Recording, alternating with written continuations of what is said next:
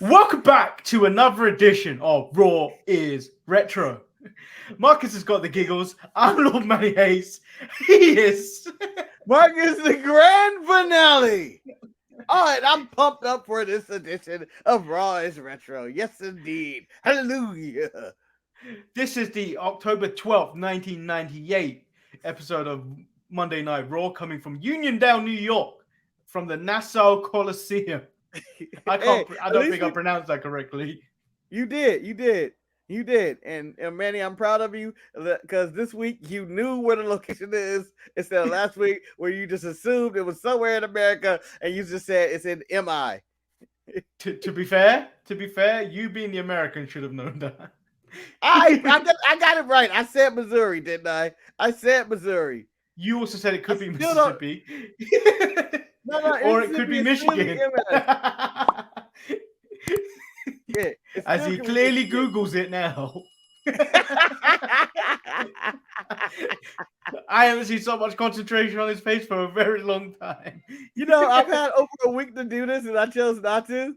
And now that I have done it, I will clearly say Google is not helping me right now. Let's get into it. So who the fuck is MI? Is that Mississippi? No, Mississippi is MS. It must be Michigan. It's Michigan, damn it. It's Michigan. It has to be. It has to be Michigan. So we see earlier on, Raw opens up with an earlier today, as Vince McMahon drives himself to the building in a white Corvette. This man coming off ankle surgery, coming to work, driving. Did he have surgery? Yeah. Did they confirm he had surgery? Why else would he be in the hospital? You don't go to the hospital for a sprained ankle. The doctor's a quack. He didn't know. Okay? He didn't know the severity of the injury. It's like the Miami Dolphins didn't know the severity of the injury of Tua. They knew. They let him out there. He almost could have died, damn it. I don't understand why Vince was driving himself in the first place, and then secondly had to be manhandled into a wheelchair as he struggled to get out of the car. Yeah, my favorite part about this is that him blowing the horn and being really upset with the people not opening the elevator door. What are you doing? It's about to rain, damn it. It's about to rain. He really picked a good day to drive the Corvette. And then we get a WWF World Tag Team Championship match between the New Age Outlaws versus Animal and Droz with Hulk on commentary.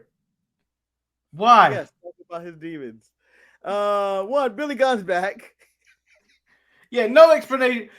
They just leave it vague as to him being gone for like 2 weeks. Yeah, and then Hawkins on commentary, sober for a change, but King is giving it to him. You have problems. What do you mean you got problems? Are you drunk now?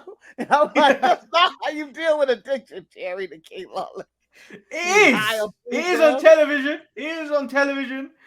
He high up pills now. I would have killed him if I was Hawk on TV. But I guess this is the new Tranquil Hawk who let him go. Fuck Lisa do 2000.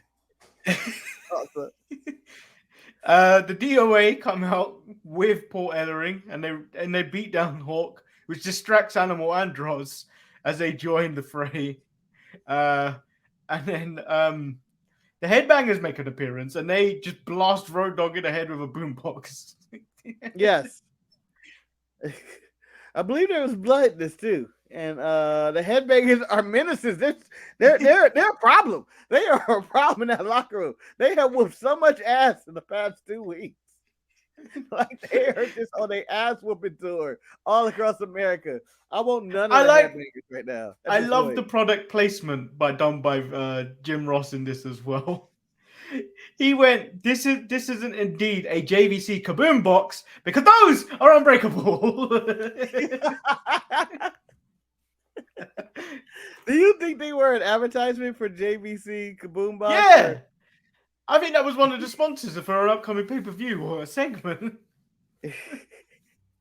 Those things are unbreakable. I doubt it. Jim Ross tells us Vince returned to Titan Towers on Friday and stripped Triple H of the Intercontinental title, which means we're going to have a one-night 8-man tournament. The issue that Jim Ross had, more Ross than Lawler, is that neither of them know who's going to be in this tournament. Yeah. And this was a recurring theme the entire night. And I don't understand the pettiness of Vince McMahon, alluded by Jim Ross. He's doing this to punish us for just doing the facts. We just tell the facts. And now we're the only ones that don't know. We look like idiots. Everybody, even the ring announcers knew who was in the match but us. But also, this is how I feel like every Raw, modern Raw, started while Vince McMahon was in his later days of ripping up the script and just not like knowing what's actually on the card. So we check in on Vince McMahon, who's watching Raw with his foot propped up, with everyone, all his stooges around him, and then we go split screen, Marcus, as Kane enters the arena dressed in normal clothes, and I don't accept seeing this. You know what Kane looked like? Kane looked like somebody mama dropping him off to school and go in there. This is what I put on just to drop you off. But then I got to go home and get ready for work. But it was a tracksuit. He looked like Whitney Houston singing the national anthem at the Super Bowl. No, Marcus. He looked like an NBA player coming into work. Not like how they come in now when they come in with their fancy suits and shit coming off the bus. No, he came in his track gear ready to just rip them off, ready to go on the court. Put me in, coach. Not getting tired today, Kane. You know you foul way too much and your handles are soft. But the agility, though, I got to keep you in. The boy, that guy could fly. Yep. So we entered the first round of this tournament. It's Ken Shamrock versus Steve Blackman. It's been declared that Blackman is still recovering from knee surgery. Why is he in this match? Who cleared him? The doctor said Steve Blackman. No, I remember them saying Vince McMahon made Steve Blackman come back to work. Yeah. But was forced into the tournament by Vince McMahon, says Jim Ross. They take us back to moments between Ken Shamrock and Blackman over the last couple of weeks. How their relationship is pretty inconsistent, to say the least. Ross hears boos for Shamrock, but I don't hear anything that sounds like boos. Blackman shows off a standing dropkick, surprising as he has just come back from knee surgery, which I don't understand. Yeah, hey, come back. You're on sick time. Hey, man, I'm going to HR. It's the 90s. There is no HR. Get your ass out there or you're fired, Blackman. He treated Steve Blackman like any black employee. Get your ass back to work. Come on, Steve. Get back to work. What the fuck? Yeah, and then he gets pulled down in a leg bar and then into an ankle lock where he taps out and he advances to the next round. Yeah. Next, the Blue Blazer makes an appearance as he attacks both of them. Yes. Blue Blazer just makes an appearance and is as rabid as ever. This is his return, right? He wasn't on saying that he just shows up and he's full heel. He's attacking Steve Blackman and Kim Shamrock. And first of all, damn it, Kim Shamrock coming back to work for this. I'm not even supposed to be here today. It's my day off. Backstage, Vince McMahon watches Undertaker walk into the arena. I just don't like seeing Kane and the Undertaker come into work like this. Yeah. Just wrong. Just walking in normal clothes. It's really disgusting. Powers. Val Venus and Terry are backstage, and Val is doing Val as Val's clearly on some type of ecstasy or something.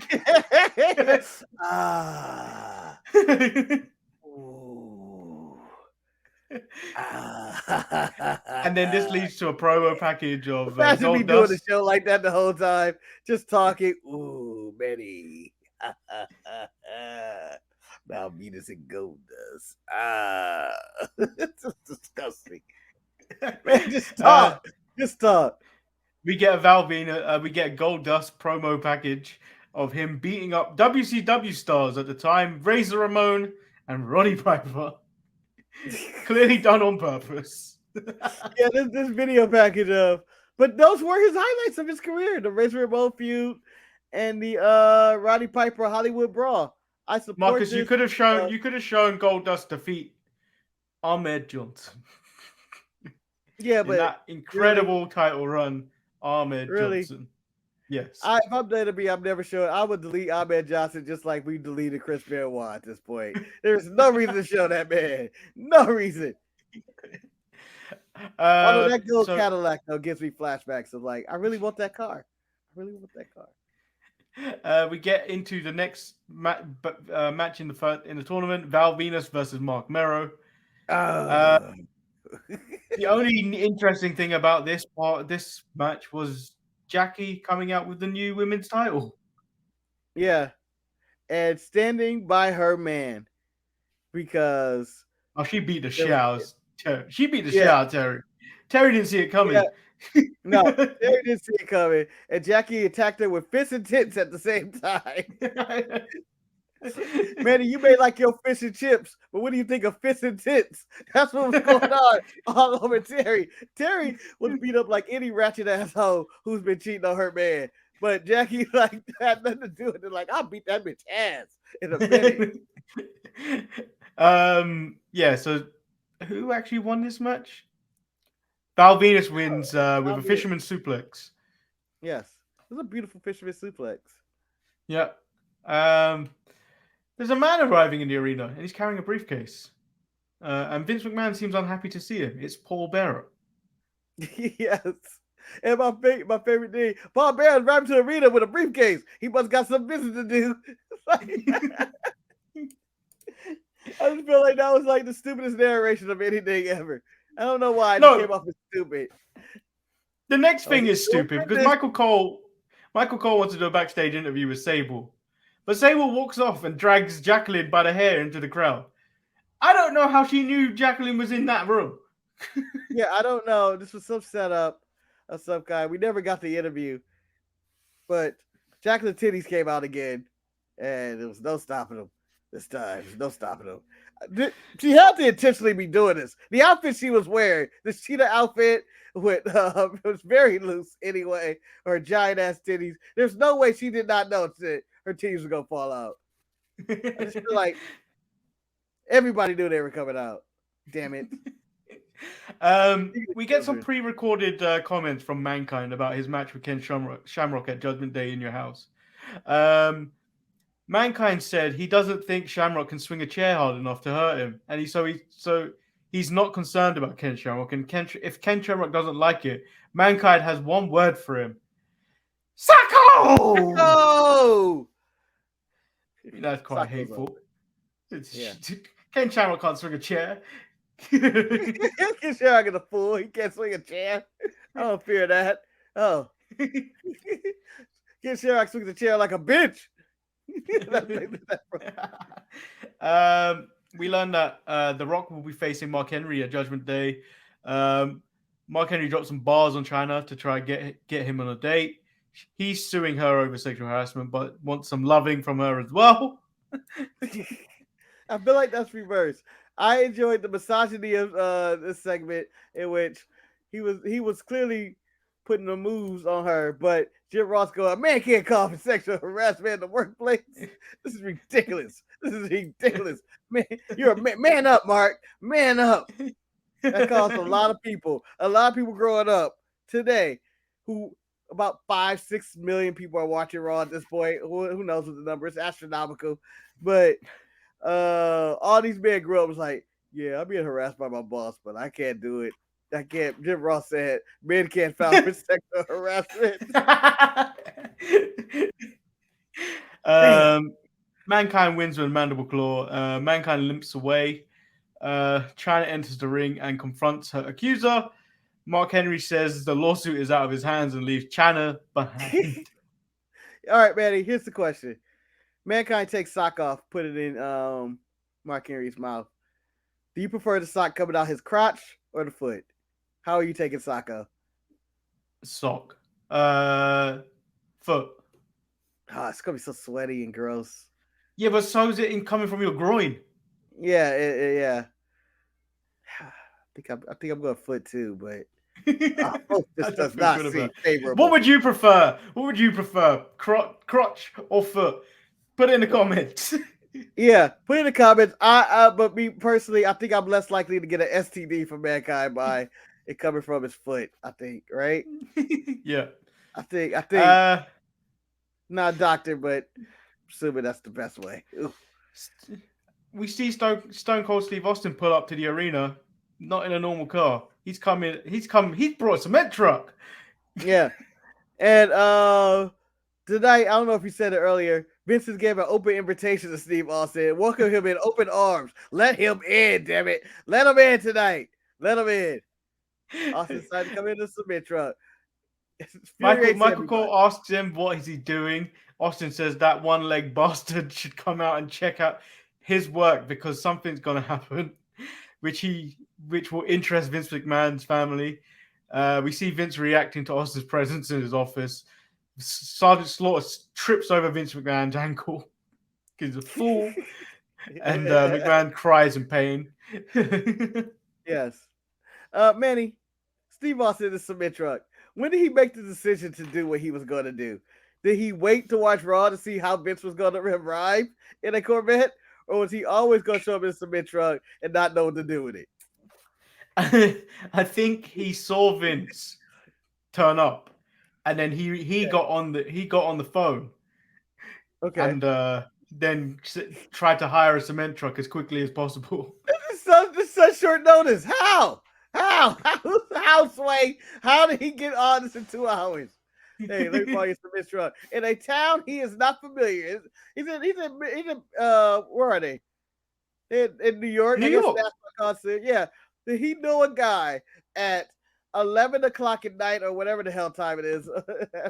What do they call New York, Marcus? The city that never sleeps. Yeah. I need a cement truck. How much you willing to pay? Anything. I want cement too.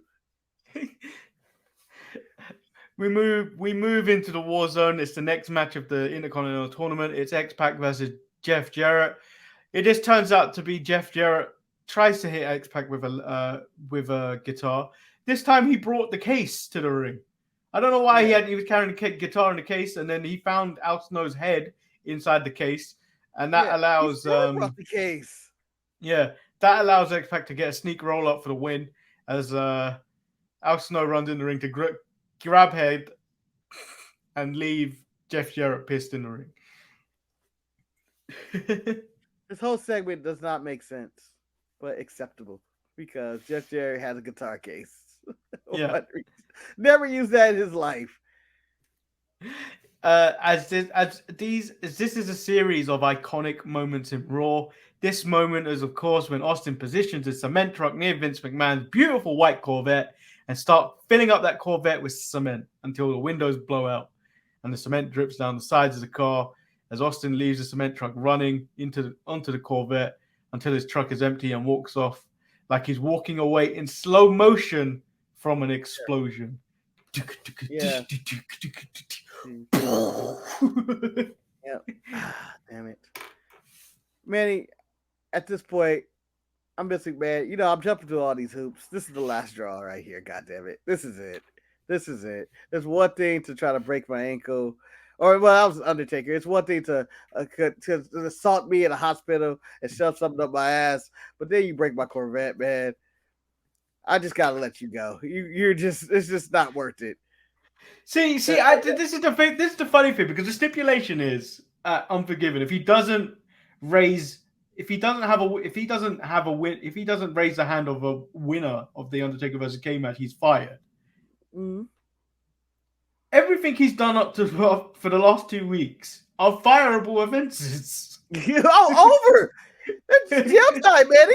It's jail time. You got vandalism. You got assault. You have sodomy, rape. You know, trespassing, everything. He was in jail a few weeks ago. He stole his Zamboni. He attacked police. He jumped over police officers. This is ridiculous. It's ridiculous at this point. They let this man get away with anything but murder. And he almost commits that next week. Yeah, and Austin can't go to the ring. He says as long as Austin and Vince are in the WWF together. Austin will make his life a living hell. Now for Judgment Day, the crowd agrees with Austin that we'll make a damn fine referee in the match between The Undertaker and Kane. However, the only hand Austin will raise at the end of the match will be his own. And there's nothing Vince can do about it. I love that the people who are ordering this pay-per-view is going, well, I think we're guaranteed no finish this week. Yeah. We're going to pay for a match to see a world championship crowd. No finish. It's advertised to have no finish because you want to see Austin get fired. Or you don't want to see it. You just want to see what will happen. What's he going to do? Vince won't like that. Speaking of Vince, he wheels his ass onto the stage with a hooded figure behind him, an AK-9 unit, and a couple of canines protect Vince from Austin. They continue to bark while Vince yells at Austin for destroying his Corvette. Yeah. He books Austin in a tag match tonight with The Rock against The Undertaker and Kane. Vince admits that his life has been a living hell while the crowd call him an asshole. Yeah. I mean, he was, but Manny, I'm releasing those dogs. Release the hounds on Austin. Fuck you. Fuck him. Those dogs are ready to go as well. Yeah. And Austin was taunting those dogs. Yeah. These are some of the most vicious looking dogs ever. And you know what? Fucking get them. Fucking get them. Rip Austin the shreds for the shit he's been doing for the past, at least just 2 weeks. Let's just talk about the past 3 weeks of what he's been doing. Zamboni attack, hospital attack, destroyed my Corvette. The best I'm going to do is put him in a tag match? No, release the hounds. Release the hounds on him. After all the humiliation he's faced, Austin will suffer far worse. Vince orders Austin to humble himself and raise the hand of a new WWF champion. If he doesn't, Vince guarantees he will fire Austin's ass. Austin doesn't think he's got the balls to fire him, but Vince informs Austin that he's got the balls the size of grapefruits. And this is the beginning of this. And Austin will be picking out the seeds out of his teeth. Yes! When he said that, I went, oh, shit. That got serious quick. The seeds out of her mouth. Now, I don't know if he was talking about semen or he talking about whatever, but that shit got graphic. I just remember when he said grapefruits, that crowd reaction was, oh! It's going to grapefruits. Vince is so good. It was so good. This was, I wish I had a photo of the dogs barking at Austin. He's standing up there looking at this event. That was pure hatred. Like, this is 100% dislike. Especially when you say, I got balls of grapefruits and you will be picking the seeds out of your teeth by the end of that night. Like, this is escalating. Yeah, really escalate very quickly. It was a great Vince segment. Yes. We're in the semi-finals, Marcus, of the tournament that was never supposed to be a tournament. Ken Shamrock versus Val Venus. Shamrock runs down and attacks Val Venus during his entrance and whips him into the steps. The match finally starts with Shamrock. And he pretty much just destroys Val Venus for the entirety of this 4 minutes of the match. The one time Val Venus wasn't going to climax is when Ken Shamrock was like, no, I'm the world's most dangerous man. I'm kicking her ass tonight. If Goldust ain't going to do it, I'm going to do it. Yeah, and then Goldust picks an opportune time while Terry is nursing Val Venus to return. Goldust wiggles out of his robe, just like the old times, crawls towards Val. Goldust pummels Val Venus, picks him up, places his legs on the opposite sides of the turnbuckle, inhales, and then gives him some Shattered Dreams. This is a debut of Shattered Dreams. Yeah. When did he come up with this move? Was it just because I want to kick Val Venus in the dick? Yeah. And this became a regular move for Goldust. Michael Cole's now got an interview with The Rock. Well, he tries to. He doesn't succeed. I don't think he does succeed. He does, but The Rock talks shit about him and kind of bullies him. Yeah, typical Rock fashion. He doesn't care. He doesn't care too much about Austin or Undertaker or Kane, essentially. But this is what it was. And then D'Lo Brown and Mark Henry come out to ask why he's tagging with Steve Austin. The Rock says he'll talk to them outside, and they leave. Yeah. What stupid question by D'Lo? You saw what was happening tonight, right? You act like anybody has a chance to do anything. The man has dogs. Dogs and a member of SWAT team here. Dude was out of control. You see this place is out of control? You think I'm not going to team with Steve Austin? I'm no more contender. I don't want to end up with dogs attacking me tonight. Speaking of Vince, him and his stooges survey the critical damage done to his Corvette. Mankind tries to be a positive guy. He uses Socko to try and retrieve the keys or the briefcase. Vince starts yelling at Mankind to stop, but Mankind is adamant to find something that could cheer Vince McMahon up.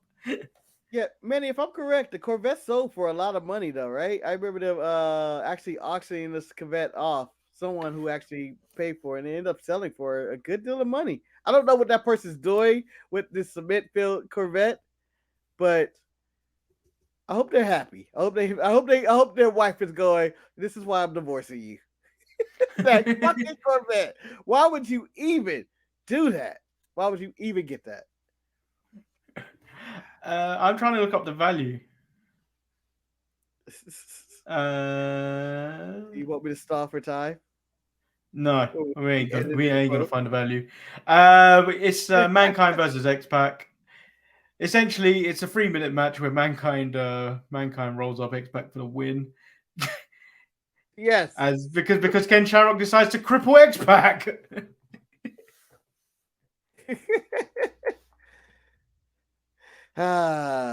Yeah. But Shamrock also whacks Mankind in the ankle with a chair as well, just to make it easier to win. Oh wait, no, X-Pac wins the match. Yeah, he won, and then became the. Wait, doesn't he move to the next round? I forget. Yeah, X-Pac versus Ken Shamrock in the semifinals. Yeah, they were finals. I'm sorry. Yeah, not Lawler. Ross was trying to sell me on Jim Ross was trying to sell us on the whole what was it? The whole guts of X-Pac the entire time. Like every match, he's like, "This is the gutsiest kid I've ever seen in my life. He ain't the biggest dog in the fight, but he a gutsy son of a bitch." Yeah, and essentially, X-Pac loses his match to Ken Shamrock. Yeah. As Triple H is watching on crutches to support his boy. It doesn't happen. Ken Shamrock wins the King of the Ring. Now he's the IC champion. What a year! What a year for Ken Shamrock. He's having a hell of a year. Didn't he win King of the Ring this year too? Yeah. Yeah. What a year. What a year for Ken Shamrock. He did everything but win the world title. One of the best years anybody's ever had. And the sad part is, never becomes world champion. I mean, he becomes NWA champion, but never a world champion. Steve Austin versus The Rock. Steve Austin and The Rock versus Undertaker and Kane. I was like, oh, WrestleMania, huh? Well, this happened. We learned the hooded figure is the Big Boss Man. Oh, it's him! I didn't know. Oh my god, the Boss Man era has begun. Yeah, but it's not. It's not blue shirt. Blue shirt, Big Boss Man. It's combat gear, Boss Man. The Shield, Boss Man. The originator of the Shield.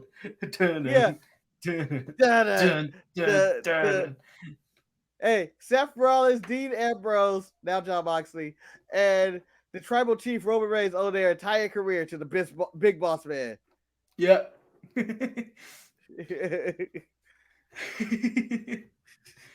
So this kind of just happened. This match, it wasn't nothing special. Typical 90s, typical late 90s era kind of type of tag. But I am a nostalgic and a helpless romantic about this. I just was like, it was fine. I enjoyed it. Enjoyed the hell out of this. So this was Raw. What was your match of the night? Main event. It's always got to be a main event involving Austin The Rock, probably. Sorry, Shamrock. Sorry, Jeff Jarrett and Guitar and Head and all that. Sorry, Val Venus. This is the match of the night. Sorry, Steve Blackman who wrestled. on a sick day. Had his flu game moment tonight. Yeah, but the main event was my match of the night. I'm gonna have to agree with you. MVP of the night. I don't know if you're agreeing with me on the match of the night or this was Steve Blackman's flu game.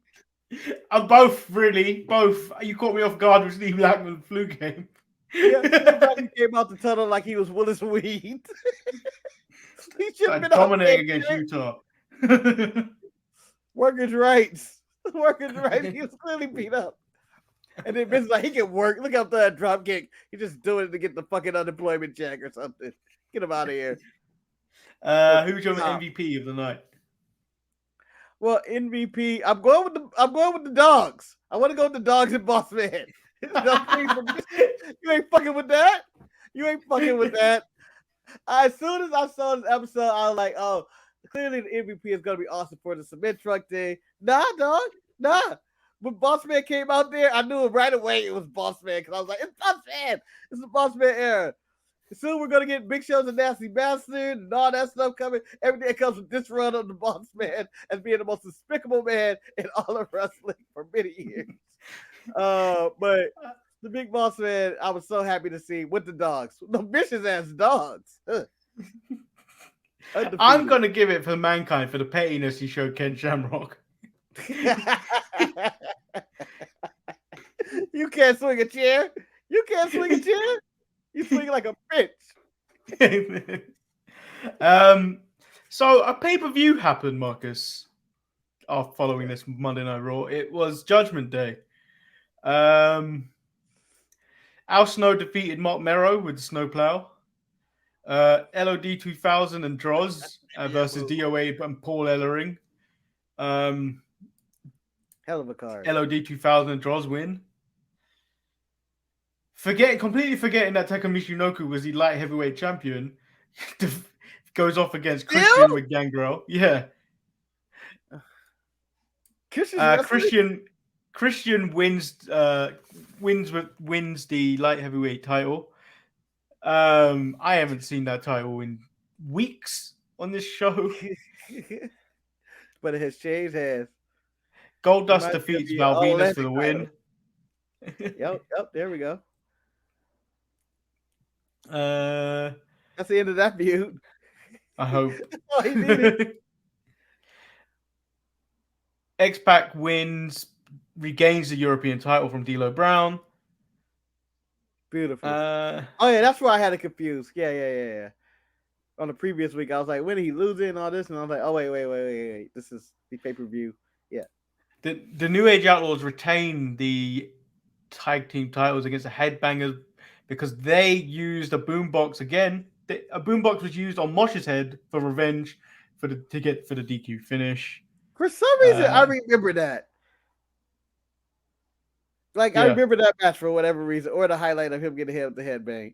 I was like, why do I have this burned in my head? It's like, yeah, that's how that ended. I don't understand what happens here. Ken Shamrock versus Mankind for the IC title. Ken Shamrock gets Mankind in the ankle lock. He makes it to the ropes, but Shamrock pulls him back to reapply the hold. To avoid giving Shamrock the satisfaction of making him submit, Mankind starts punching himself in the face and knocks himself out with his own mandible claw.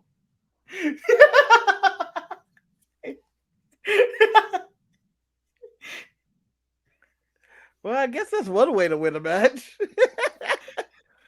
Mark Henry defeats The Rock as D'Lo Brown holds down The Rock's feet to help Mark get the 3 count.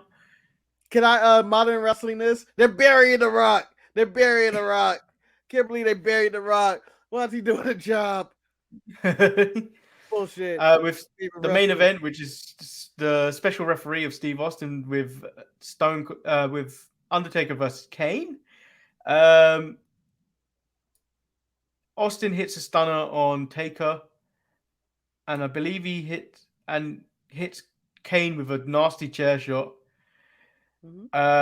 And then with both brothers down, Austin counts both men out for the ring, meaning no finish to this match. Yeah, no finish to the pay-per-view. And then I believe Vince McMahon walks out and fires Steve Austin's ass.